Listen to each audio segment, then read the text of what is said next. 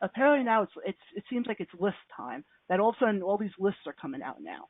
Mhm. And Mhm. another list that just came out was the top team merchandise sellers. And I'm going to run through the Mhm. list quickly.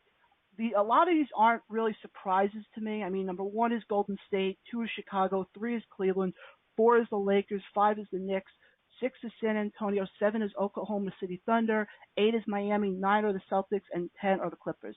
I mean, you're pretty much talking about all the major teams within the NBA. Mhm. If I had to say there was any surprise on the list, I would say it was probably Boston at this point, just because, I mean, you look at the other teams and they actually have, legitimate stars. With Boston, Isaiah Thomas has played phenomenally in the first half of the season thus far, but they don't really have the star power that the rest of those teams have. Other than that, I mean, Well, I don't really see any major surprises on the list. I agree with you. I Go think the ahead. Celtics are, but I think the reason why the Celtics are still so high up there, it's still the nostalgic background. I mean, they're one of the Absolutely. greatest. And believe me, I'm not a Boston fan at all. Being in New York, I Mhm. completely despise any of the Boston teams. But I think realistically, the only reason why you have a Celtics team up here is because of the fact that you still have a lot of the fans from the days of Larry Bird, to Bill Russell, Mhm. to those guys. And I think Yeah, when the vintage. nostalgia comes into it, yeah, but when nostalgia comes into it, I think that's what helps teams keep their sales going up. No, very true. That's a great point. Mhm. And then, but then it's also funny though. I mean, you look at Golden State though, for instance. Let's take Golden State for example. That they don't surprise me, so to speak, because the way they have built that franchise up, and I've spoken to people over the years about this, the way they have built that franchise from the bottom up, I think is Mhm. phenomenal. No, they They're did not, an absolute great job. and because I mean, I Good. look at it this way. You look at how they got guys like Stephen Curry. They got Klay Thompson. I mean, these are guys who, yeah, Stephen Curry obviously has the name recognition behind him, but unless you're a diehard college basketball fan, you're not going to know who Klay Thompson is. You're not going to know who a lot of the Mhm. guys are. Mhm. But no, And and I'm not surprised at all by those. mhm.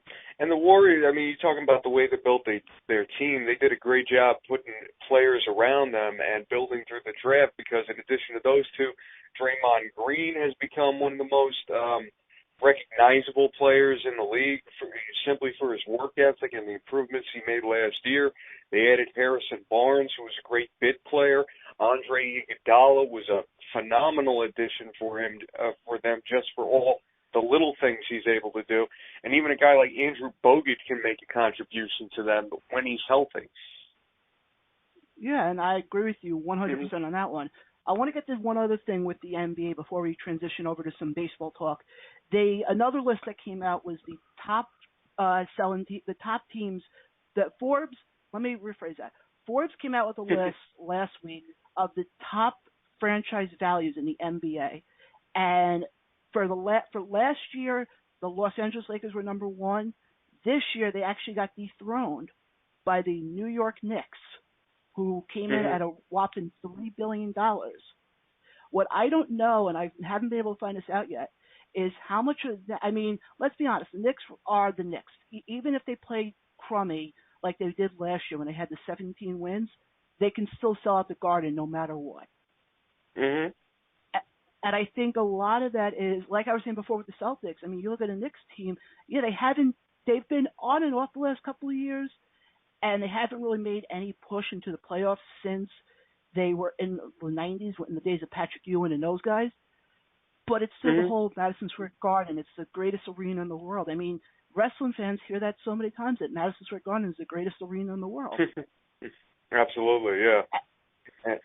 I Go ahead. mean, I think that's what a lot of it has to do with the Knicks, being that they can still bring in the money. I mean, I laughed. The Knicks were one.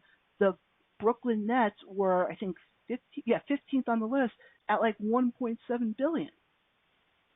Well, the list I have here, because I'm looking at the Forbes list, I have the Nets seventh on the list, actually.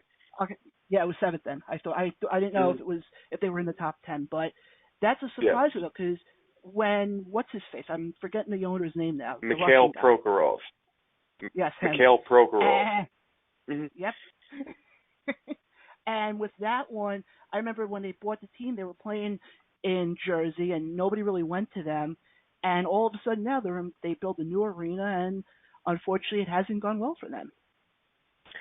Well, I think the Nets fell victim to something that the Knicks fell victim to in the early 2000s, just trying to buy players and bringing in established names. I mean, the difference between what the Nets tried to do and what the Knicks tried to do is that the Knicks were, under Isaiah Thomas, the Knicks were just wildly throwing money at anyone with a pulse. I mean, I still remember them giving Jerome James $27 million for 3 really good playoff games he had.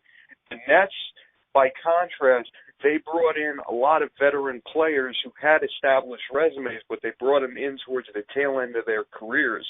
Guys like Kevin Durant and Paul Pierce, and Deron Williams just didn't pan out. And Joe Johnson just wound up being not really worth the contract that he was getting, even though everybody knew that when he signed that contract. And they were hoping that because they had brought in all these big contracts, it would lead to playoff success. And the farthest they were able to get was the second round. So, and now you're seeing with the, huh? No, go ahead. Well, you can finish. I was just going to say, and now you're seeing with the Nets the fallout of all those failed expenditures, how they've had to go into this rebuilding mode, and unfortunately it cost their head coach, Lionel Hollins, their job, and Hollins was the one who basically inherited the mess. He wasn't even around for it. He came in after Jason Kidd left, and he tried to make the best of a bad situation, but unfortunately, it's going to be probably a 1 or 2 year rebuilding process for the Nets if they're lucky. Yeah, but the other thing also, and we're forgetting to even mention this part, is Billy King. Billy King made trades.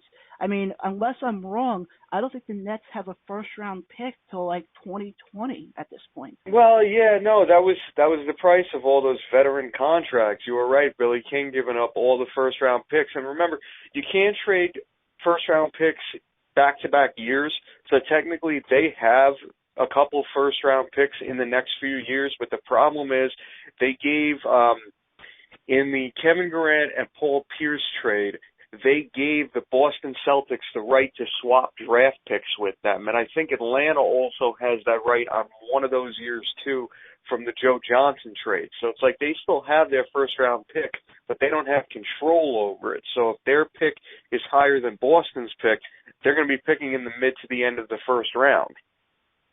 But I think the other thing also with that is the fact that, I mean, you're looking at a Nets team, and like you said, they tried to go out and buy expired people. And I mean, the Net. I'll be completely honest. I would not want a team being led by Billy King. I mean, he does not make the most logical decisions, so to speak.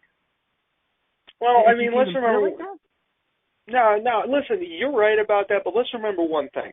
Billy King got his marching orders from Mikhail Prokhorov. Prokhorov wanted a team that was going to sell out the arena every night and make a big splash in their arrival to Brooklyn. Now, at the time, they were trying to steal the market from the New York Knicks, and this was before Phil Jackson came in.